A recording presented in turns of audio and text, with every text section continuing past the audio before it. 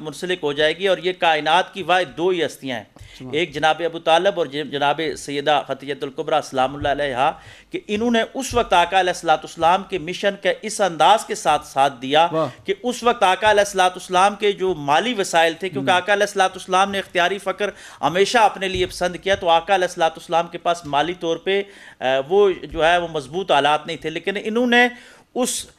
مالی آلات میں بھی ساتھ دیا، اور نظریاتی طور پہ یہ وہ دور تھا کہ اس وقت آقا علیہ السلام جی آقا علیہ السلام کے ارد گرد کوئی ہلکا احباب نہیں تھا، یعنی ہوتی ہے نا کہ ایک بندے کی اسٹرانگ پرسنالٹی جب بن جاتی ہے مادی طور پہ، پھر تو سارے ہی اس کے قریب آنا شروع ہو جاتے ہیں، لیکن یہ وہ دور تھا کہ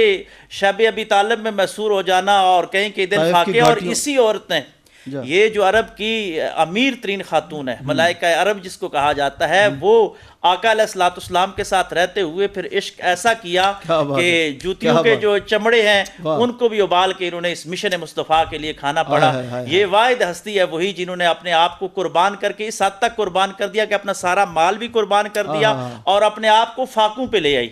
اور امیر آدمی کا آج بھی دیکھا گیا ہے کہ غریب آدمی اگر امیر ہو جائے تو اس کے لیے بڑا آسان ہوتا ہے، لیکن نفسیاتی طور پہ اگر دیکھا جائے کہ امارت سے اگر بندہ غربت کی طرف آئے تو اس کے لیے بہت مشکلات ہوتی ہیں۔ سیدہ پاک نے ایک لگژری لائف کو خیر آباد کہا،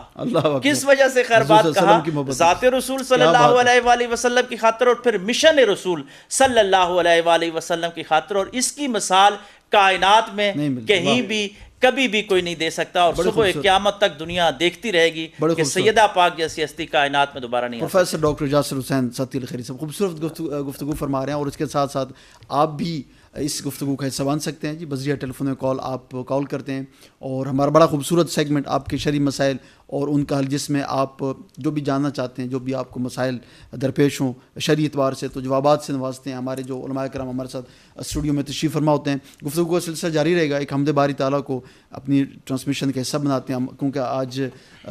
ہمارے ساتھ جناب قاری محمد شہزاد صاحب تشریف فرمائے، تو قاری صاحب کی موجودگی کا فائدہ اٹھاتے ہوئے میں چاہتا ہوں کہ پہلے آپ سے حمد باری تعالیٰ سنی جائے، اور پھر اس کے بعد جو ہے وہ حضور صلی اللہ علیہ وسلم کی نعت شریف جی۔ بسم اللہ۔